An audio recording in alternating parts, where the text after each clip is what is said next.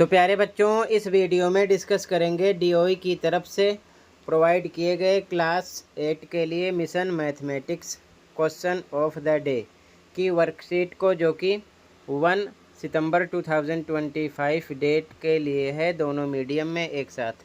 इससे पहले कि सभी वर्कशीट और असेसमेंट का सॉल्यूशन दोनों मीडियम में अपलोड है। कमेंट में लिंक मिलेगी, देख सकते हो, तो देख लेना। सीधा आ जाओ क्वेश्चन पर, ठीक है। ABCD is a rectangle, answer the following questions. ABCD एक आयत है, निम्नलिखित प्रश्नों के उत्तर दीजिए, ठीक है। तो इस डायग्राम के माध्यम से बच्चों हमें आंसर देने हैं इनके। ये क्या है? एक रेक्टेंगल है, यानी कि एक आयत है, ठीक है। सॉल्यूशन देखो, तो ध्यान से देखो बच्चों सॉल्यूशन। ये एक रेक्टेंगल है, यानी कि आयत है, और ये इसका क्या है? डायगोनल, यानी कि विकर्ण है, ठीक है। तो सबसे पहले कह रहे हैं ए बी किसके इक्वल होगा। ध्यान से देखो, ए बी ये साइड सी डी, इसी को बोल सकते हो डी सी, इसके इक्वल होगी। क्यों? क्योंकि आयत के आमने सामने की भुजाएं बराबर होती हैं, तो यहाँ पर लिख दिया गया सी डी, ठीक है। इसी प्रकार कह रहे हैं कि एंगल बी सी डी, ध्यान से देखो बी सी डी, ये वाला एंगल किसके इक्वल होगा? तो एक आयत में, यानी कि एक रेक्टेंगल में जितने भी एंगल होते हैं सभी 90 डिग्री के होते हैं। मतलब एंगल बी भी 90 होगा, ए भी 90 होगा, डी भी 90 होगा और सी भी 90 ही होगा। तो कहने का मतलब ये तीनों एंगल के इक्वल होगा। कौन सा एंगल? बी सी डी, यानी कि बी सी डी, ये वाला एंगल। इस एंगल का नाम लोगे तो क्या बोलोगे? सी डी ए, यहाँ पर लिखा गया। अगर आप इस एंगल का नाम लोगे तो ध्यान से देखो, क्या बोलोगे? डी ए बी, किसका नाम है? यहाँ लिखा गया। अगर आप इस एंगल का नाम लोगे, ध्यान से देखो, इस एंगल का क्या बोलोगे? ए बी सी, तो यहाँ पर लिखा गया, ठीक है। या फिर आप शॉर्ट में ऐसे भी लिख सकते हो, ये एंगल सी है, ठीक है।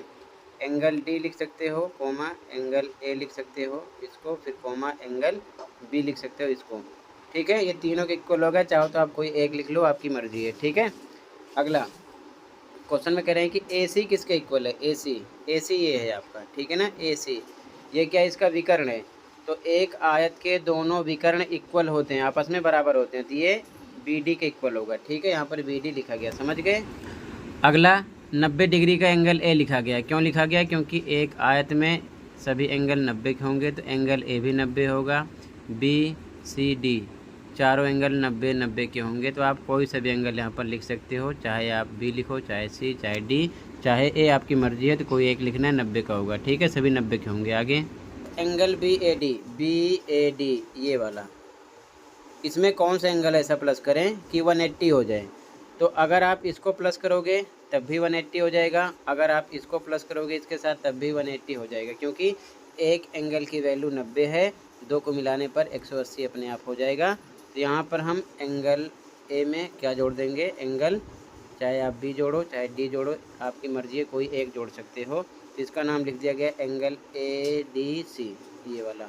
अगर आप इसे लिख दें तो लिखते हैं एंगल ए बी सी, ये वाला, ठीक है, यहाँ लिखा गया। अगला ओ सी किसके इक्वल होगा? ओ सी ये है, तो ये इक्वल होगा किसके? ओ ए के। इसी प्रकार अगर आपसे पूछ लेते ओ डी किसके इक्वल होगा, तो ओ बी के इक्वल होता है, ठीक है। ध्यान रखना, ये सब चीज़ें आप ध्यान में रखना। तो इसी के साथ ये आंसर कंप्लीट है और वर्कशीट भी कंप्लीट है। कहीं पर कोई डाउट है कमेंट कर सकते हो। आज की वीडियो में बस इतना ही था, मिलते हैं अगली वीडियो में। Thank you for watching and take care.